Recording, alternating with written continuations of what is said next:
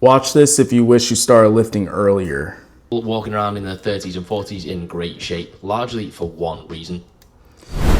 The big reason is they built up a solid baseline.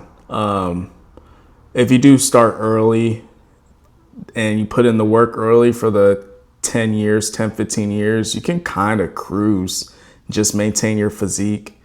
And it does suck for the people that start late. There's a lot of people. I remember there's this one person from high school. She was saying like, "Oh, I'll never work out. I don't want to. I don't need to." And oh, okay. If you don't want to be healthier, if you don't want to live a longer life, then okay, don't work out. But like eventually life will happen and you will be put in a position where you'll have to. And that's not to say if you get fat, but like just let's say after 30, essentially after 30, you start to lose muscle, your joints get weaker, your bones get weaker. So like if you haven't been lifting that weights, like I hope you've been drinking milk, because like your bones are you're more prone to breakage, you're more prone to injuries. You want to work out. Like it's proven, if you want to live longer, if you want to live a healthier lifestyle, if you want to live life where you don't have to worry about being in a nursing home or having a 24/7 nurse around you when you're old, like you need to work out, you need to lift weights, you need to do cardio, you need to take care of your body so when you're older you can just cruise. Hard work. Because they started young, which is basically just luck. That's not really fair, because most things in life we stumble into, then take credit for where we fell. But what? I was lucky because of sports. I started lifting weights in like the end of middle school, so going into my freshman year of high school. So I was 14, 15 years old. Yeah, I was like 13, 15. In between that age, that's when I started lifting. So at this point, I've been lifting weights for like 12 years. And it's always interesting when people ask me how long I've been lifting, because I'm only 26. And I'm like, oh, I've been lifting for over a decade. And like when a lot of people my age, they've only been lifting for like maybe 5 years at the most. So I do appreciate sports for that. So if you didn't fall into it and now you're not 18 and you don't have 18-year-old test levels or loads of free time or the advantage of the next 10 years to figure stuff out, did you miss your chance to become an outlier of a physical specimen? Sure. No, you did not miss your chance. You didn't miss your window, but you do have a smaller window, because after 30, our test levels as men do start to drop a little bit. And as we get older, that usually means we get more into our career and we're like getting more responsibility, less free time. So it's less time to work out. So it's just like a perfect storm of, yeah. Answer, no. Medium answer, no. But whichever way you cut it, the same effort now is going to yield worse results than it would have 10 years ago. Sad face, but not much worse. Neutral face. That's why as you age, it gets more and more important to hone in on precisely how and where to apply that effort. And that's what I'm going to go through. And that's what I'm saying. You want to build up a good baseline early, so you don't have to really worry about it too much when you're older. Because when you get older, it's harder. Today, so the following is really the best advice I can think of for people who started lifting a bit later in life, but now want to get in absurd shape as quickly as possible. And that's what I've noticed with people that are just completely new to fitness, or they completely new to being an athlete. Like, you can work as hard as you want, but it's not going to happen the next month. It takes years. And I think it's very ignorant of people to think like if this is something that they're new to, they can just jump in and get instant results. And then when they get mad that they don't see the results, they quit. Like you can't do that. It's not how it works. Just to be clear, the fundamentals apply regardless of age. The only differences in advice for people starting later comes from A, different practical considerations, and B, a greater focus on the highest ROI, because you're not going to respond to weight training as well and generally just won't have the time to fanny around with all the things that might be a bit worth it but aren't a lot worth it. Okay, step one, panic, shit yourself, do steroids, train 7 times a week, rupture a tendon, take it out in your marriage. Not really. I mean, that's facts. I mean, if you want to really like cut off that time of working hard, take steroids. That's the only way. Yeah, steroids aren't healthy. They're not good for you. But if you want to skip If you want to skip all the hard work, you want to skip the steps, you want to get big fast, you want to get stronger fast, then do steroids.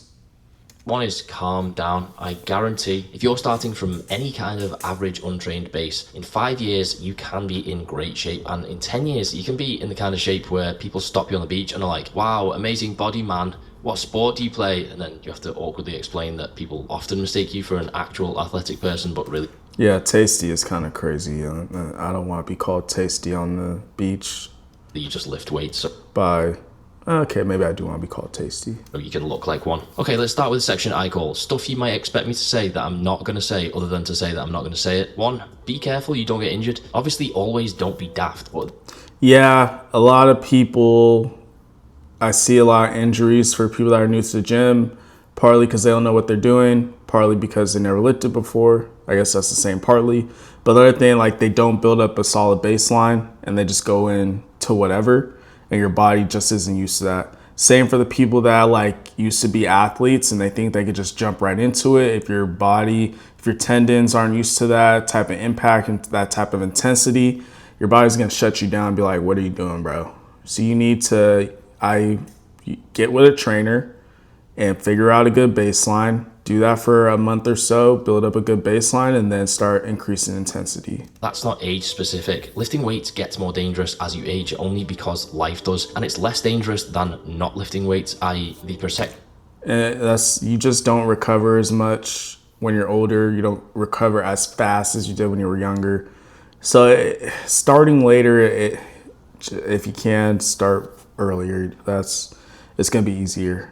Effects from training reduce your injury risk more than being in a gym increases it. 2, eat more protein. You do need more protein when you're older, but not much more, and only when you're a lot older. And if you're already eating anywhere near fitness internet amounts as opposed to government guideline amounts, you'll be eating enough anyway. So Yeah, a lot of people think they need to eat 1 gram per pound of body weight, and that's just like very hard for the regular person. But like studies show, 0.7 is enough to build muscle, 0.7 is enough to preserve. But if you eat more, it's not a bad thing. It's just being realistic with your lifestyle, be realistic with life. Like it's not always easy to do 1 gram per pound.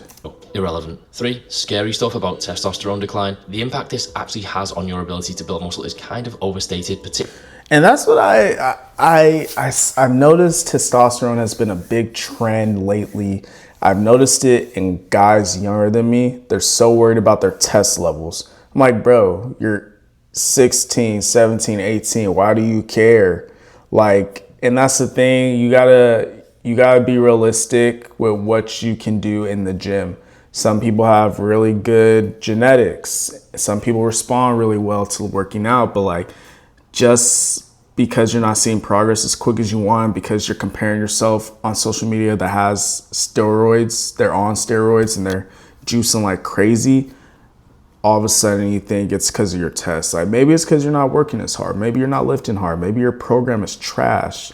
Maybe you're not dedicated. There's a lot of different factors, but going straight to your testosterone, I don't know. Particularly for men in their 30s and 40s. Truth is, if you do all the things conducive to healthy natural test levels, sleep, diet, stress reduction, etc., they will have a far greater direct effect on your training and recovery than anything indirect that comes from an increase in test levels. TLDR, don't shit yourself and do those things anyway. Alright, now stuff I'm going to say. Let's talk about that's the other thing. Recovery and just allowing your body to reset is so underrated. A lot of people don't sleep enough. A lot of people don't keep their stress levels as low as they can. And that really does affect you in the gym. fatigue, which sounds boring because it is, but if you watch this once, you won't have to watch it again because you'll understand fatigue and then you can manage it, and that is like proper important. Fatigue is when muscle get tired and not work as good. So if your 8 rep max on bench press is 100 kilograms, but on your second set you fail on 7 reps, you're a bit fatigued, which is fine. Then on your fifth, that's the other part of rest. People don't rest enough in between sets. Like if you can, you always want to finish your set and do as much weight as you can. But if you're doing a strength program and then you just do your set, rest for 20 seconds, 30 seconds, then go again because you're impatient, of course you're going to fail your rep. And I see that in a lot of younger lifters. They think the faster they work, the faster they'll get results. but it's just like counterintuitive.